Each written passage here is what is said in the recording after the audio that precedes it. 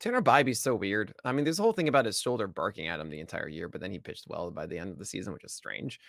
I You can point to like high left on base rates that should probably come down, not so much as everyone else because he does have decent strikeout rates, but still should come down and raise that ERA a little bit. His four seamer, which is traditional Cleveland baseball, gets hit hard, 45% ICR. So it's super reliant on the slider and the changeup and sometimes the curveball.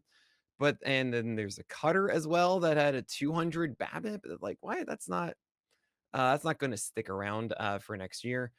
It's I don't know. His changeup is terrible against right-handers, so he needs the slider against it, but he doesn't command it as well as I want him to. I just feel that Tanner Bybee is a guy who throws things in the zone and gets away with it. I hate leaning into that.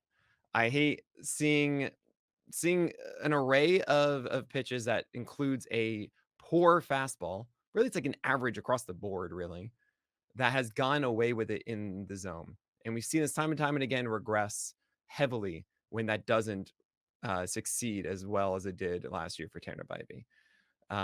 It all just summarizes into like, yeah, this isn't a sustainable thing.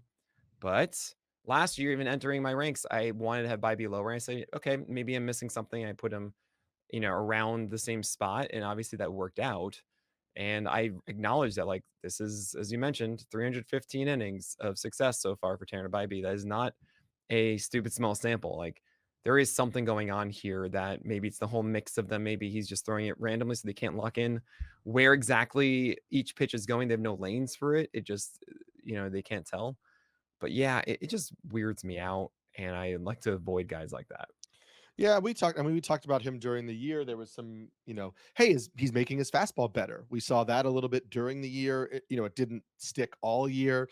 There's Oh, still yeah, some the arm angle getting the lower arm for, angle, like, yeah. a second, and then it Yeah, came I back think it up, was like a yeah. month-long Love Tanner stretch. Bybee. There's some tinkering going on still. He's a young pitcher.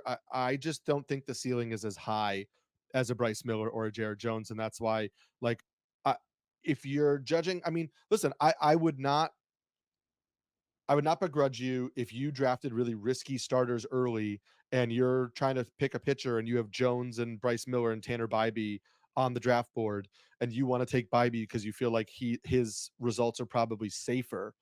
I don't think that that's a poor way to approach it. I just think Jones and Miller have more upside, and so I'd rather go for them.